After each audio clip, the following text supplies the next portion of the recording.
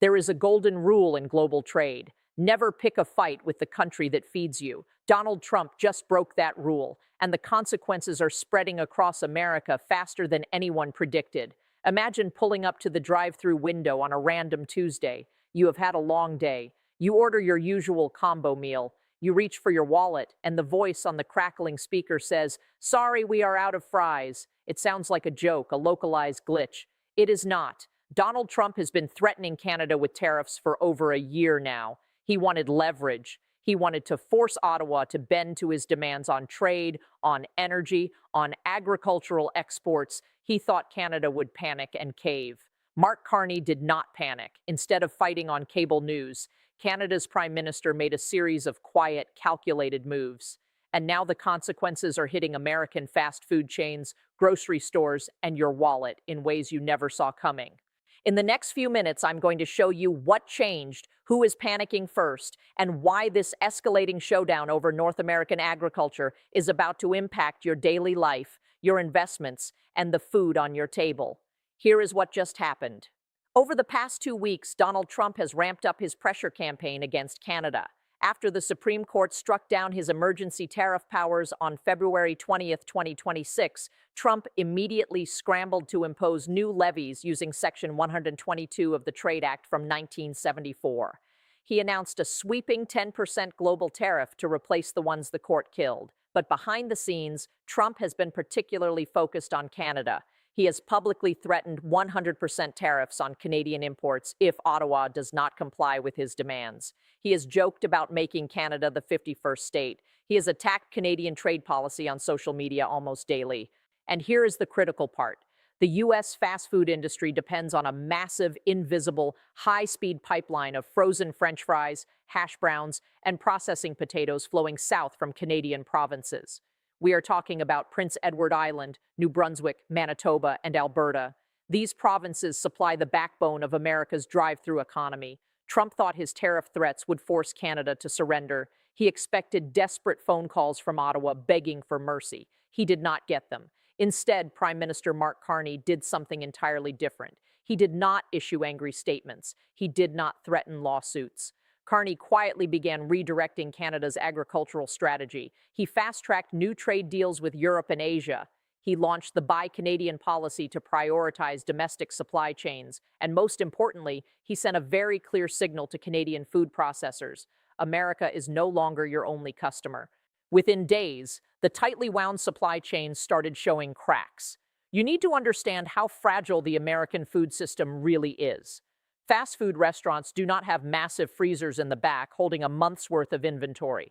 They rely on just-in-time delivery logistics. The fries you eat on a Friday were likely crossing the border on a Tuesday. When uncertainty hits the supply chain, when processors start hedging their bets and looking for alternative buyers, the clock starts ticking. Today, major U.S. fast food chains are watching their Canadian supply relationships deteriorate. Distributors are issuing warnings about potential shortages. Franchise owners are nervous. Trump thought he was squeezing Canada with tariff threats. Instead, he just created massive uncertainty in the U.S. fast food market overnight. You might be sitting there thinking, it is just potatoes. Surely America grows enough of its own food. How bad can it really be? Let me show you the receipts because the math here is brutal and it heavily favors Canada. Receipt 1, the volume trap. America eats a staggering amount of French fries, and a massive, irreplaceable chunk comes directly from Canada. Look at the trade data. In 2024-2025, Canada exported $3.7 billion worth of potato products, $53 million in seed potatoes, $511 million in fresh potatoes, and $2.7 billion in frozen processed products like French fries.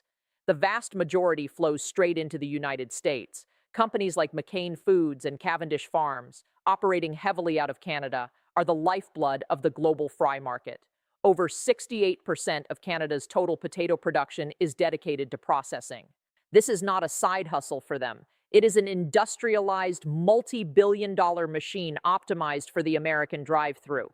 When Trump threatens tariffs, he assumes America is the only buyer that matters, and that domestic farmers in Idaho or Washington state can just step in.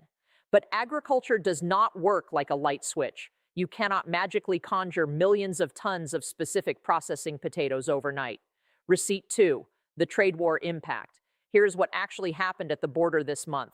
After Trump's Supreme Court loss and his new 10% tariff announcement, Canadian companies started getting nervous. Reports from Prince Edward Island show that the potato industry, which contributes $1.35 billion to the local economy, is already feeling the strain.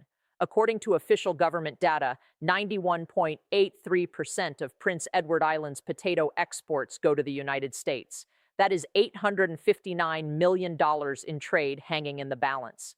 When Trump threatens these supply lines with tariffs, Canadian processors do not just sit there and take it. They start looking for other buyers, and Carney is helping them find those buyers. Canada has been aggressively courting export deals with Asia and Europe. The message is clear. If America does not want our food, someone else will buy it. Receipt 3, the Wall Street panic. The market felt the shockwave instantly. Look at the fast food sector. When trade uncertainty spikes between the US and Canada, investors pull back. Why? Because Wall Street knows exactly what Trump does not.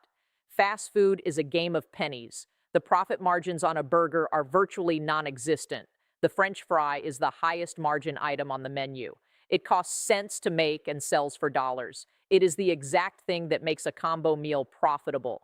If you take away the fry or if you double the cost because of tariffs or supply disruptions, the entire business model collapses.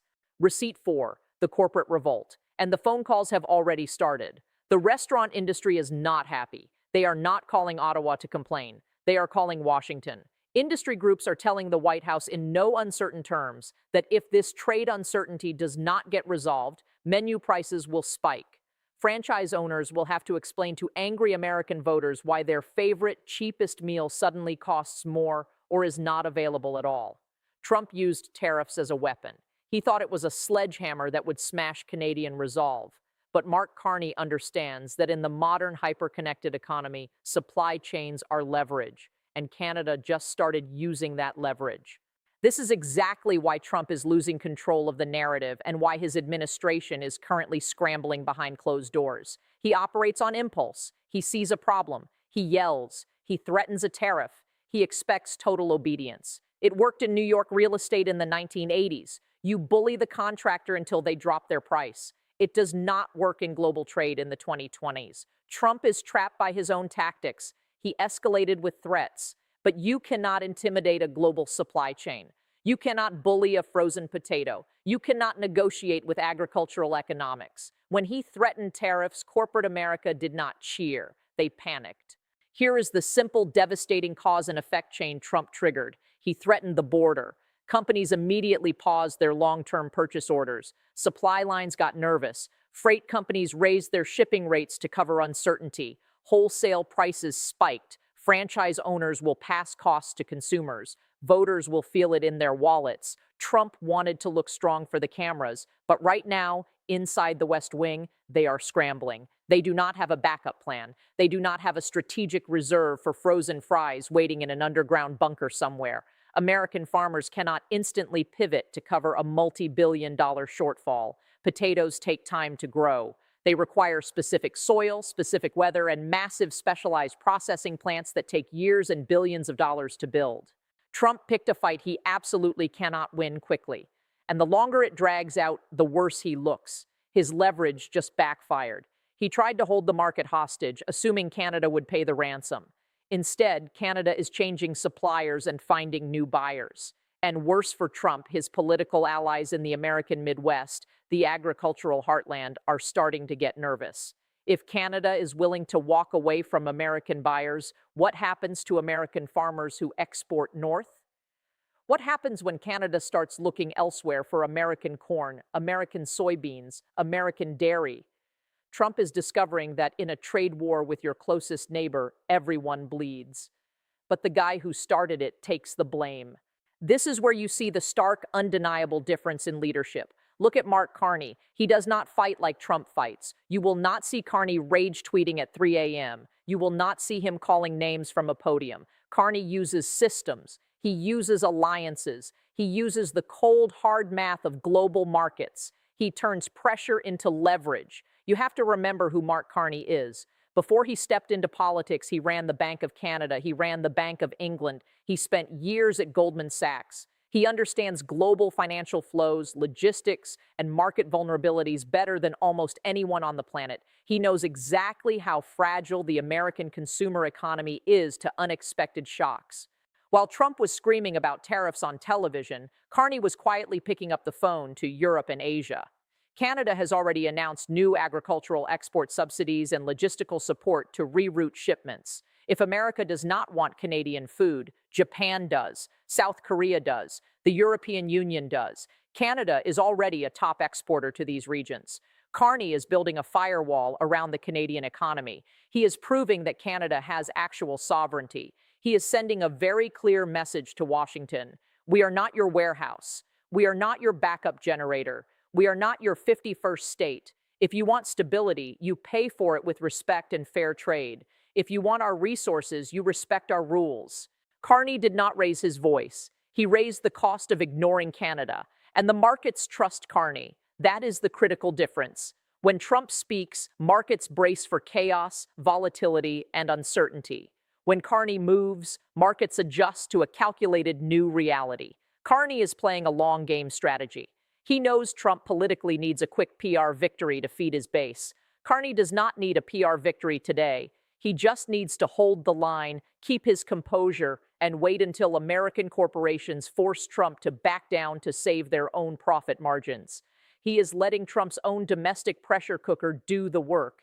You need to step back and look at the massive picture here, because this is not just about fast food. It is about history shifting in real time. What this means for you sitting at home is profound. Even if you do not care about Canada, even if you have not eaten at a drive-thru in 10 years, Canada touches your life every single day in ways you do not realize. They provide the crude oil that gets refined in the Midwest to put gas in your car. They provide the uranium that powers American nuclear plants. They provide the aluminum in your vehicle's chassis. They provide the lumber in the walls of the house you are sitting in right now. They provide over 60% of the crude oil America imports. If Donald Trump can destabilize the food supply chain just to score cheap political points, what happens next month? What happens when he gets mad about energy? What happens when he decides to slap tariffs on Canadian electricity flowing into New England during a winter freeze? Prices will skyrocket. Jobs will vanish. Entire industries will grind to a halt. This food supply tension is a warning siren. It signals a complete collapse of predictable trade relationships and global trust. Alliances are not just pieces of paper signed by men in suits. They are the invisible vital threads that keep your groceries cheap, your gas tank full, and your lights on. Trump is taking scissors to those threads, convinced he can just tie them back together later, and the rest of the world is simply stepping back. They are watching America isolate itself. They are watching a global superpower pick reckless fights with its closest, most reliable, most integrated ally. The era of America dictating terms to the world without consequence is ending, and Trump is accelerating the collapse with his own hands. There was a moment at Davos in January 2026 where Carney spoke about the future of global trade. He said something that rings like a bell today. We are in the midst of a rupture, not a transition.